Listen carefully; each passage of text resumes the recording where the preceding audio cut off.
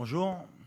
Bon, ben, ça va être la plus mauvaise finale à jouer, mais on accepte quand même de la jouer. Un peu déçu de ne pas jouer la vraie finale. Mais voilà, il y a un dernier match, il y a une troisième place à aller chercher.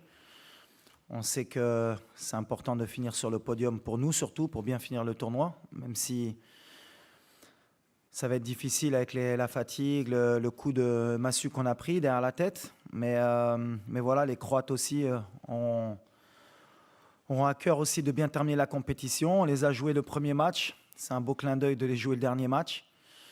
Et on sait que ça va pas être un match facile. Même physiquement, ils ont un jour de plus de récupération. Nous, on va bien penser pour essayer d'avoir la meilleure équipe possible pour finir troisième. I think the last game was a good game from us, but it was difficult.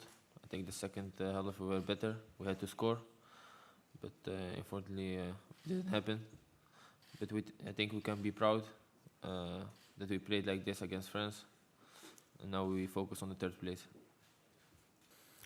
On a nettoyé les têtes déjà parce que quand on perd une demi-finale de Coupe du Monde, et surtout que nous c'était notre première avec, comme tu l'as signalé, avec toutes les émotions qui vont avec, bah, c'était compliqué, mais les joueurs ont encore faim, comme j'ai dit, ils ont envie de bien terminer, et ils se rendent compte qu'il y a encore un match à jouer aussi, et je pense qu'ils ont bien compris que terminer troisième, c'était pas terminer quatrième non plus, et que ce serait bien de ramener une médaille à la maison, comme on dit, donc on a vraiment à cœur de bien terminer la compétition. Et les joueurs maintenant ont, je pense, digéré la défaite. Ils se rendent peut-être compte aussi qu'ils étaient en demi-finale de Coupe du Monde et qu'ils font partie des 4 meilleures équipes au monde. Donc ça aide aussi pour nettoyer les têtes et repartir de l'avant. For me personally, it's amazing. I mean, it was a dream for me to play the World Cup, and I'm 22 years old now. To play World Cup, to score, like I said, it was my biggest dream. And now we are fighting for the third place. It's something nobody expect, but like I said, it's like a dream coming true. Bah déjà, on savait que c'était une des meilleures équipes au monde avant la compétition. Après le premier match, bah, je pense que les deux équipes, on a été décriées par rapport au match qu'on avait fourni.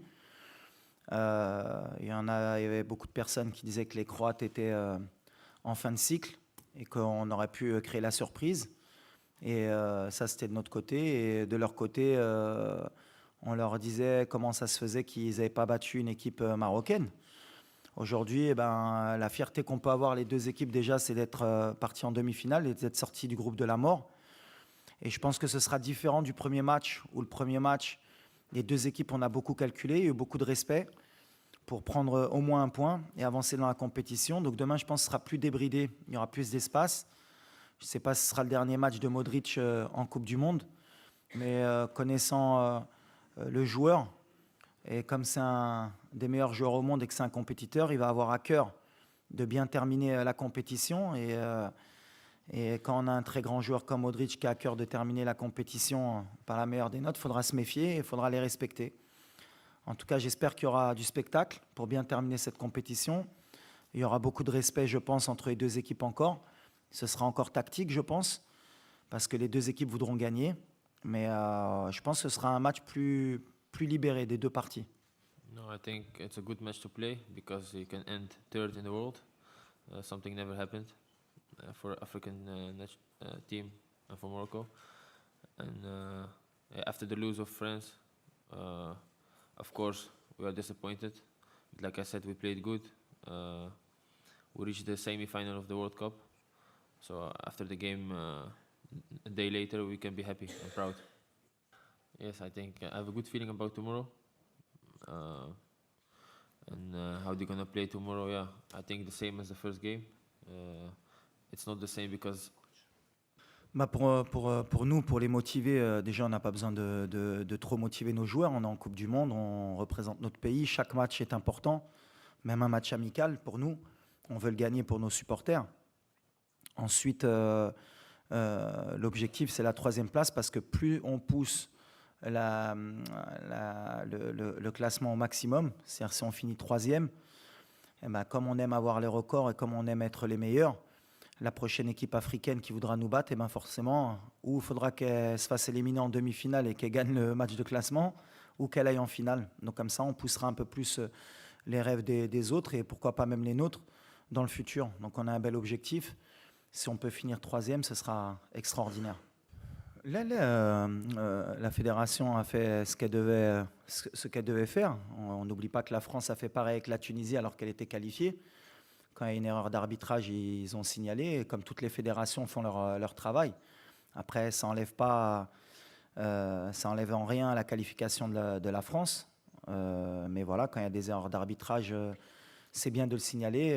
Surtout, s'il y a erreur, c'est aussi d'avoir donné un jaune à Sofiane Bouffal.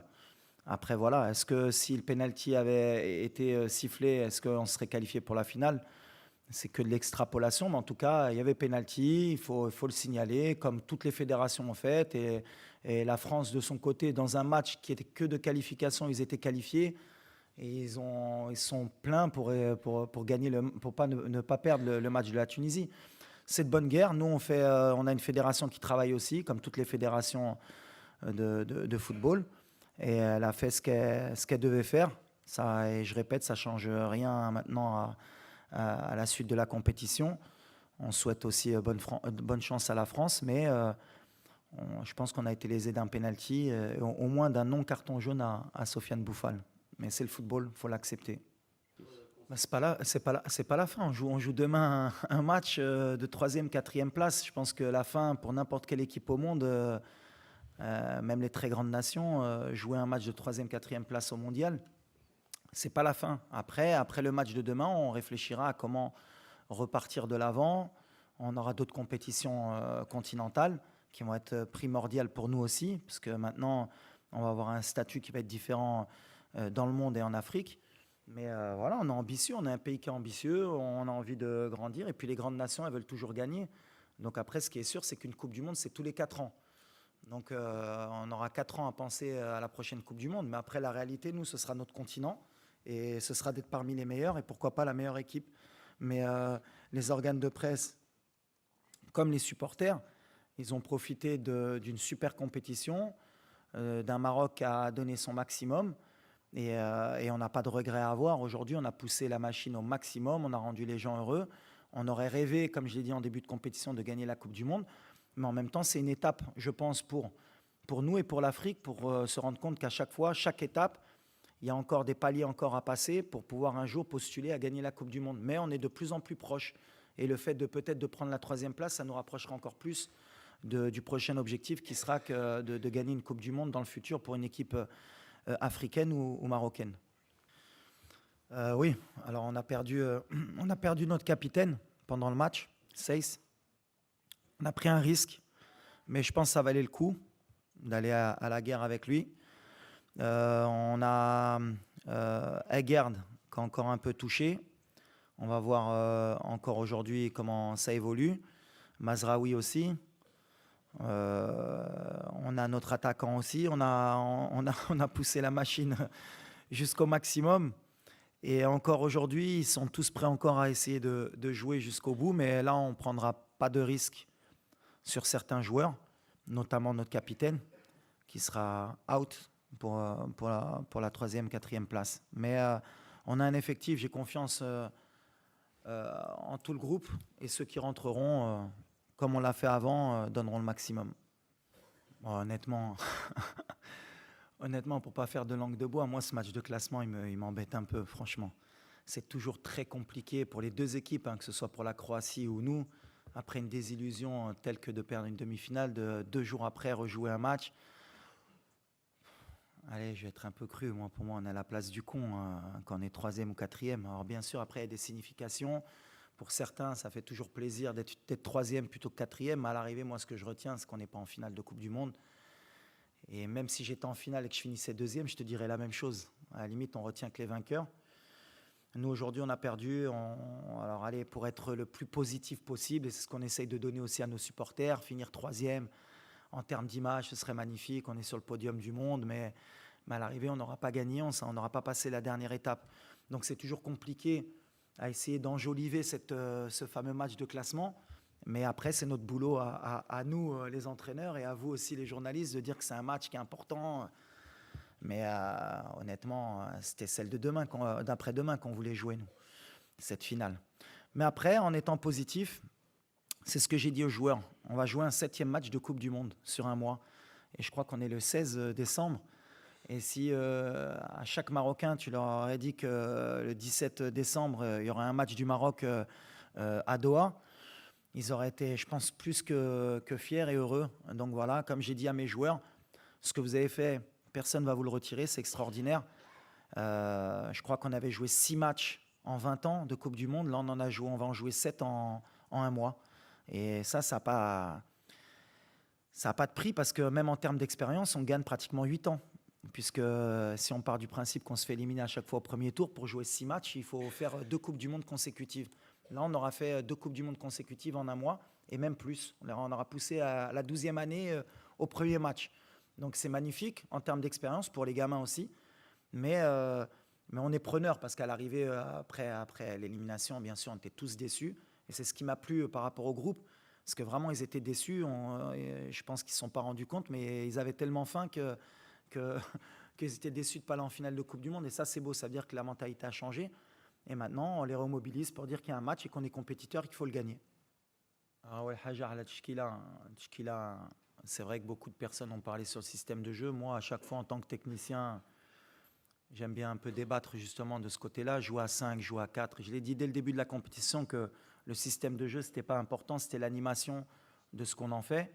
Malheureusement, au bout de 5 minutes, on a pris un but dans ce système de jeu, mais on en a pris un deuxième dans l'autre système de jeu. C'est le football, on est tombé sur une belle équipe qui, avec la moindre erreur, peut te payer cash. Nous, on a fait une erreur, un joueur a glissé, la balle est contrée, elle arrive au deuxième poteau, il y a un but. À un moment donné, je pense que ce n'est pas le système de jeu. Nous, on a confiance dans ce qu'on fait, dans l'état d'esprit, dans ce que je demande aux joueurs.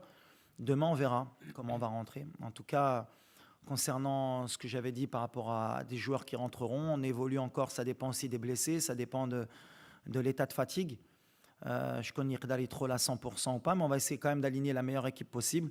Et pour moi, même dans mon groupe, les 26, si je les ai pris, c'est que je pense qu'ils sont aptes tous à jouer un match de Coupe du Monde. On va voir, on va essayer de trouver le meilleur équilibre sans trop changer non plus beaucoup de joueurs, parce que quand on change beaucoup trop de joueurs d'un coup, c'est jamais bon pour l'équipe. Mais après, je n'ai pas de regret par rapport au système, parce que par rapport aux joueurs qu'on avait à ce moment-là, et par rapport aux blessés, et par rapport au choix qu'on a dû faire à la dernière minute, il fallait s'adapter, il fallait prendre la meilleure option possible pour se donner une chance de se qualifier.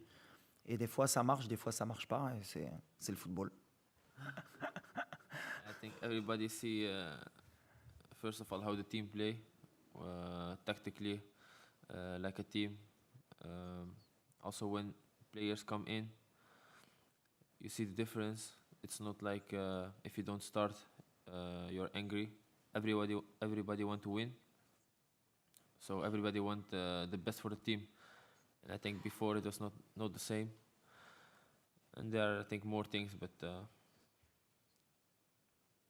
only thing I can say is that I think everybody is happy now that Walid is here.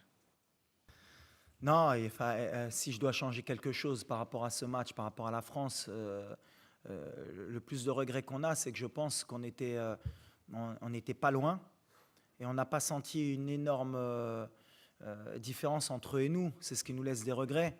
Après, si j'avais quelque chose à changer, j'aurais aimé qu'on ait tous nos joueurs à disposition et à 100%. Mais après, quand on part de ce côté-là, la France, il leur manquait Rabiot, il leur manquait Benzema, il leur manquait Pogba, il leur manquait Kanté. Mais eux, ils peuvent se permettre d'avoir des absents. Nous, aujourd'hui, et c'est l'évolution qu'il faudrait qu'on ait dans le futur, on ne peut pas se permettre aujourd'hui d'avoir 3 de nos défenseurs out. C'est-à-dire que Mazraoui, il a débuté le match, mais il n'était pas à 100%. Aguerd, à la dernière seconde, il a été obligé d'être out, et Seyss a joué à 60-70%. Il s'est blessé en plus dans les 10 premières minutes. C'était un peu trop pour nous. Alors après, si j'avais quelque chose à changer, est-ce que j'ai pris trop de risques sur cette demi-finale à parier sur ces joueurs-là? Sûrement. Ça va faire partie de mon évolution, de mon expérience. Mais si je devais le refaire aujourd'hui, je le referais. Moi, pour répondre d'abord à ça, non, pas du tout. Au contraire, moi, la Croatie, j'ai énormément de respect pour ce pays. parce que je crois que c'est un pays de 4 millions d'habitants.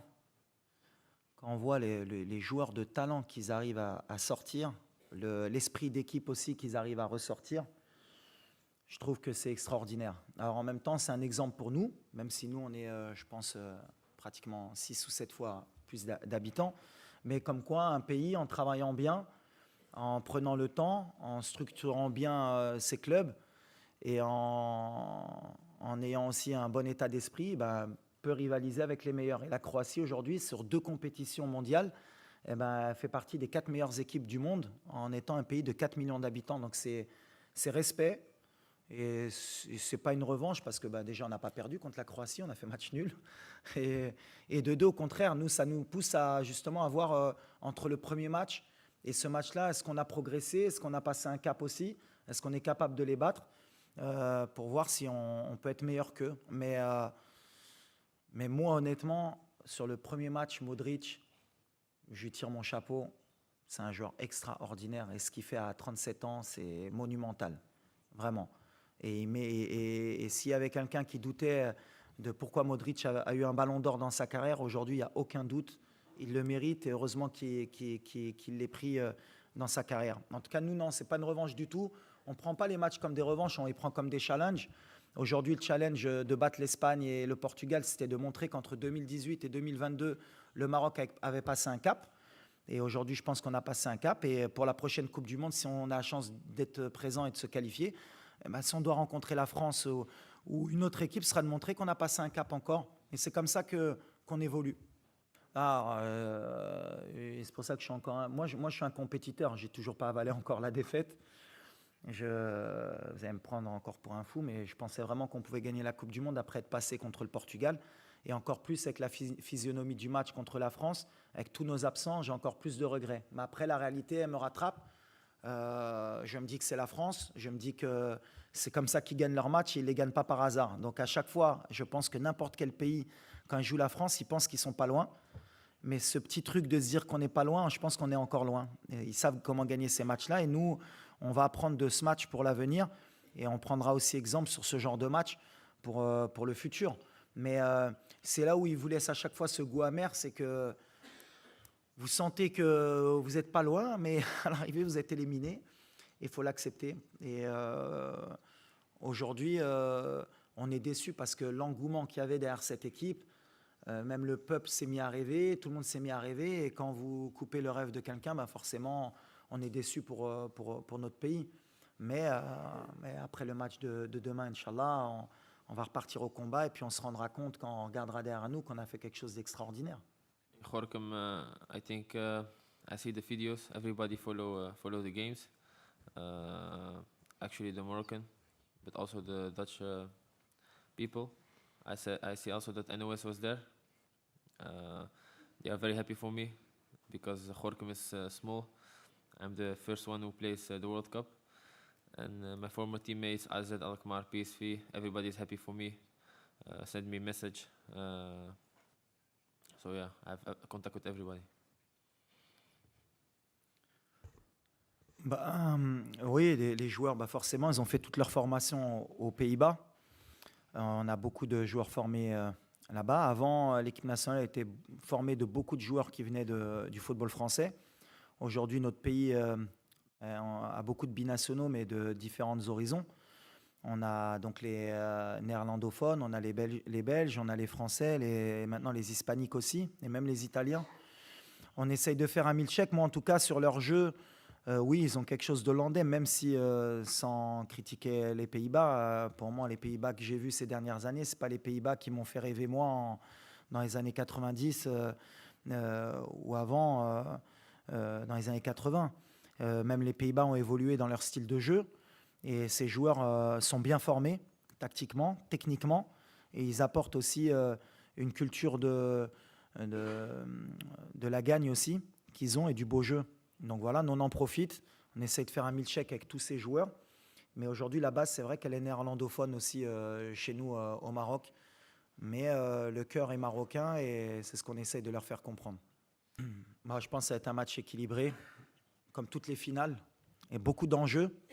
Non seulement il y a le trophée majeur, mais Il y a le trophée de meilleur joueur aussi, meilleur entraîneur, même si je pense que pour Deschamps, il a montré sur les 10 dernières années en sélection que c'était le meilleur sélectionneur du monde.